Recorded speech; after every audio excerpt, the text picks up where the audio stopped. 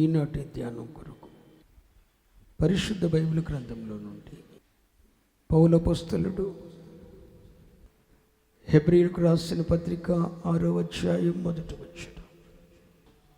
కాబట్టి నిర్జీవ క్రియలను విడిచి మారు మనసు పొందుటయు, దేవుని యందలి విశ్వాసమును, బాప్తిస్మములను గూర్చిన బోధయు, హస్త నిక్షేపణను, మృతుల పునరుద్ధానమును, నిత్యమైన తీర్పు, పునాది మరలా వేయక క్రీస్తుని గూర్చిన మూలోపదేశము మాని సంపూర్ణుల మగుటకు సాగిపోతాం.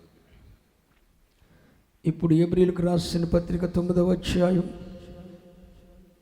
14వ వచనాన్ని ధ్యానం చేసుకుందాం. నిత్యుడగు ఆత్మ ద్వారా తన్ను తాను దేవునికి నిర్దోషిగా అర్పించుకొనిన క్రీస్తు యొక్క రక్తము నిర్జీవ క్రియలను విడిచి జీవము గల దేవుని సేవించుటకు మీ మనస్సాక్షిని ఎంతో ఎక్కువగా శుద్ధి చేయును. ఆమేన్. చదువుబడిన లేఖన భాగాన్ని మనము ధ్యానిస్తే, నిర్జీవ క్రియలను విడిచి నిర్జీవ క్రియలు అంటే ఏంటి? నీ దగ్గర క్రియలు ఉన్నాయి, దేవుని కొరకైన క్రియ చేస్తున్నావు. నీ దగ్గర క్రియలు ఉన్నాయి, కానీ వాటిలో ఏమాత్రం కూడా జీవం లేదు. క్రియలు లేవు అని ప్రభు అంటలేదు. దేవుని కొరకైన క్రియ నువ్వు చేస్తున్నావు, కానీ ఆ క్రియ జీవము గల క్రియగా లేదు. బిడ్డ, నీలో నా కొరకైన క్రియ ఉంది. నా కుమార్తె, నా కుమారుడా, నా కొరకైన క్రియ నువ్వు చేస్తున్నావు, కానీ అందులో జీవం లేదు. ఆ నిర్జీవ క్రియలను విడిచి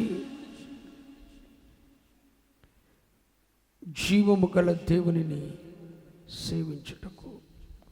9:14. ఎందుకు నిర్జీవ క్రియలను విడిచిపెట్టాలి?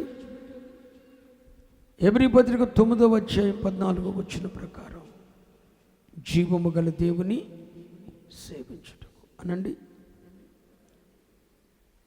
ఈ ఒక్క మాట కంటిన్యూషన్ చేద్దాం.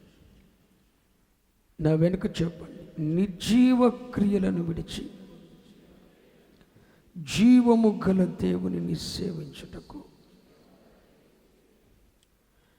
అంటే నువ్వు నిజంగా ప్రభుని సేవించాలంటే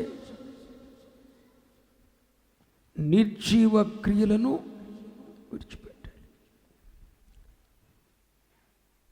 దీని అంతర్యం మరలా చెప్తున్నా. నీ దగ్గర క్రియలు లేవు అని ప్రభువు చెప్తలేదు. నీ దగ్గర క్రియలు ఉన్నాయి. దేవుని కొరకైన క్రియ నువ్వు చేస్తున్నావు. దేవుని కొరకైన క్రియ చేస్తున్నావు, కానీ ఆ క్రియ జీవము గలిదిగా దేవునికి అగుపడటలేదు.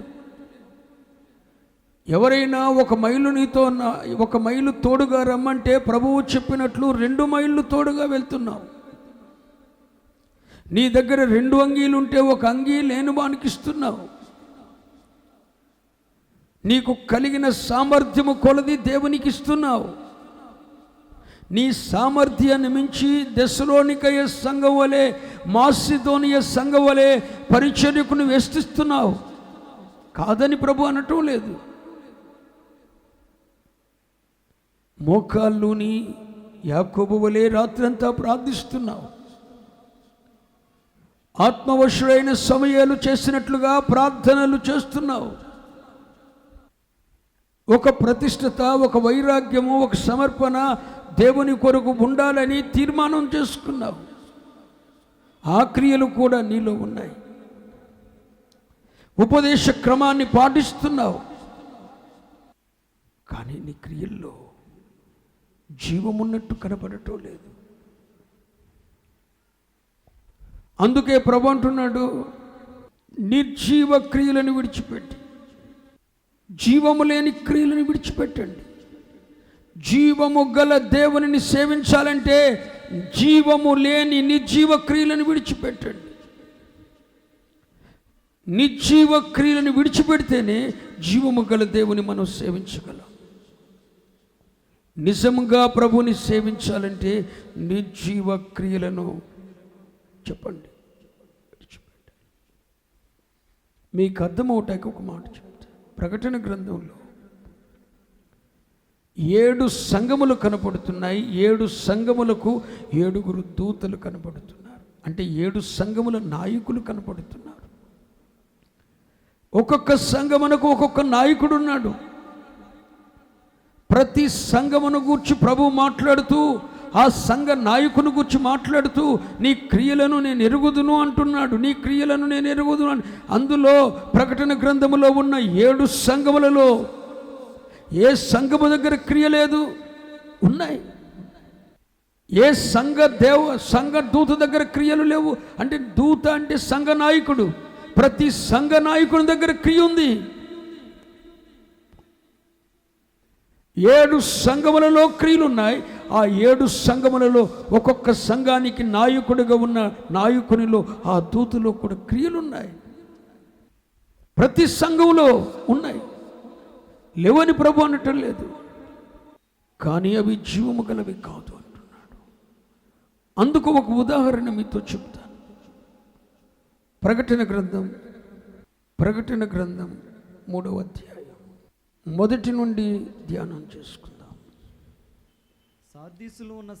సార్దీసులో ఉన్న సంఘపు దూతకు ఇలాగు రాయము, 7 నక్షత్రములను దేవుని 7 ఆత్మలు గలవాడు చెప్పు సంగతులేమనగా, హలో, నీ క్రియలను నేను ఎరుగుదును. ఏమనగా జీవించుచున్నావన్న పేరు మాత్రమున్నది గాని నీవు మృతుడవే. నీ క్రియలు నా దేవుని ఎదుట సంపూర్ణమైనవిగా కనబడలేదు కనుక చావనయున్న మిగిలిన వాటిని బలపరచుము. సావనయున్న మిగిలిన వాటిని. ఓ సార్దీసులో ఉన్న సంగమా, సార్దీసులో ఉన్న సంఘ నాయకుడా, నీ క్రియలను నేను ఎరుగుదును అంటే మీరు చెప్పండి. ఇప్పుడు సార్దీస్ సంఘంలో కానీ సార్దీస్ సంఘపు దూతులో కానీ క్రియలు లేవా? మీ నోటితో చెప్పాలి. ఉన్నవి. క్రియలు లేవా? ఉన్నవి. కానీ ప్రభు అంటున్నాడు, నీ క్రియలు నా దేవుని ఎదుట సంపూర్ణమైనవిగా లేవు. నీవు బ్రతికి ఉన్నావన్న మాట మాత్రం ఉన్నది కానీ నీవు మృతుడవే. చూడండి, నీవు జీవించుచున్నావన్న పేరు మాత్రం ఉన్నది కానీ నీవు మృతుడవే. సావనయున్న మిగిలిన క్రియలు, ఆల్రెడీ కొన్ని క్రియలు సచ్చాయి. క్రియలు ఉన్నవి కానీ అవి జీవము లేవు. నువ్వు ప్రార్థన చేస్తున్నావు, ఆ ప్రార్థనలో జీవం లేదు. మాసిదోనియ సంఘం వలె నీ శక్తికి సామర్థ్యానికి మించి నువ్వు పరిచర్య కొరికిస్తున్నావు, ఆ అర్పణలో జీవం లేదు. యాకోబు వలె రాత్రంతా ప్రార్థిస్తున్నావు, ఆ ప్రార్థనలో జీవము లేదు. నువ్వు దేవుని క్రియ చేస్తున్నావు, కానీ ఆ క్రియలో జీవం లేదు. ఇంకా మీకు తేటగా అర్థమవటానికి మరొక ఉదాహరణ ఇస్తాను మీకు. ఒక దినాన 2 మనుషులు దేవాలయానికి పోయారు. 2 మనుషులు దేవాలయానికి పోయారు ప్రార్థన చేయటానికి. ఒకడు సుంకరి, ఒకడు పరిసయ్యుడు. ఆ పరిసయ్యుడు ప్రార్థిస్తున్నాడు. పరిసయ్యుడు అనగానే మీరు అర్థం చేసుకోవాలి, వాక్యానుభవం కలిగిన వాడు, ధర్మశాస్త్రం ఎరిగినవాడు, ఇతరులకు బోధించు సామర్థ్యము కలిగిన శాస్త్రి. వాడు ప్రార్థన చేస్తున్నాడు. ఏమని? నేను అన్యాయస్తుల వలె, శోరుని వలె నేను ఉండనందుకు నీకు స్తోత్రం. అంటే ఒక విశ్వాసికి ఉండకూడదు ఏదో అది అతనిలో ఉండలేదు. లేదు, ఒక విశ్వాసులో ఏది ఉండకూడదు అతనిలో అది లేదు. నేను అన్యాయస్తుని వలె, శోరుని వలె ఉండలేదు. వారు మనకు 2 మార్లు ఉపవాసం ఉంటున్నాను, 10వ వంతు చెల్లిస్తున్నాను, ఈ సుంకరి వలె నేను ఉండనందుకు నీకు స్తోత్రమని దేవుని సన్నిధిలో ధైర్యంగా చెప్తున్నాడు. అంటే అతనిలో ఉండవలసిన క్రియలన్నీ ఉన్నాయా లేవా? ఉన్నాయి. లేవని మీరు అనొద్దు. ఒక విశ్వాసి వలె లేడు. ఒక విశ్వాసికి ఎన్ని సద్గుణాలు ఉండాలో అన్ని సద్గుణాల పరిచయంలో ఉన్నాయి. కానీ ప్రభు ఎదుట ఆ పరిసయుడు నీతిమంతుడిగా ఆ నీతిమంతుడి కంటే సుంకరి నీతిమంతుడిగా తీర్చబడ్డాడు. అతనిలో క్రియలు లేవా? ఉన్నాయి. కానీ అతని క్రియలు దేవుని ఎదుట సంపూర్ణమైనవి కాదు. మరొక ఉదాహరణ మీకు ఇస్తాను.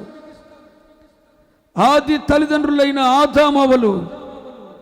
ఆదామవ్వలకు పుట్టిన 2 బిడ్డలు కూడా, 2 దేవుని సన్నిధికి వెళ్ళారు, అర్పణ తెచ్చారు. హేబేలు అర్పణ తెచ్చాడు, కయ్యను అర్పణ తెచ్చాడు. మీరు చెప్పాలి, 2 వారు క్రియలు చేశారా లేదా? మాట్లాడండి. చేశారు, క్రియలు చేశారు. కయ్యను అర్పణను దేవుడు త్రోసిపుచ్చేశాడు. హేబేలు అర్పణను అంగీకరించాడు. కయ్యనుతో పైగా ప్రభు అంటాడు, నువ్వు సత్క్రియ చేసిన అంటే నువ్వు క్రియ చేశావు, కానది సత్క్రియ కాదు. మన క్రైస్తవ జనాంగంలో క్రియలు ఉన్నాయండి. ప్రకటన గ్రంథములో ఉన్న 7 సంఘములలో కూడా క్రియలు ఉన్నాయి. అందులో ఏ సంఘం కూడా తక్కువేం కాదు. ప్రతి సంఘములో కూడా క్రియలు ఉన్నాయి. ప్రతి సంఘ నాయకునిలో కూడా క్రియలున్నాయి. ఏదో ఒక క్వాలిటీ ఉంది. ఏ సంఘాన్ని మనం తిరస్కరించిన అవసరం లేదు. కానీ అవి దేవుని ఎదుట సంపూర్ణమైనవిగా లేవు. ఆ నిర్జీవ దేవుని ఎదుట సంపూర్ణమైనవిగా లేవు. పైకి బ్రతికి ఉన్నారన్న మాట మాత్రమే కానీ నువ్వు మృతుడివే అంటున్నాడు సాధ్య సంఘంలో. నీ క్రియలను నేను ఎరుగుదును అంటే క్రియలు ఉన్నాయి, కానీ నువ్వు బ్రతికి ఉన్నావన్న పేరు మాత్రం ఉంది, కానీ నువ్వు మృతుడివే. నీ క్రియలను బట్టి మృతుడివని డిక్లేర్ చేస్తున్నా అంటున్నాడు ప్రభు. అందుకే ఈ ఉదయకాల సమయంలో ప్రభు నీతో మాట్లాడుతూ నిర్జీవ క్రియలను విడిచి జీవమగల దేవుని సేవించండి. ఆమేన్.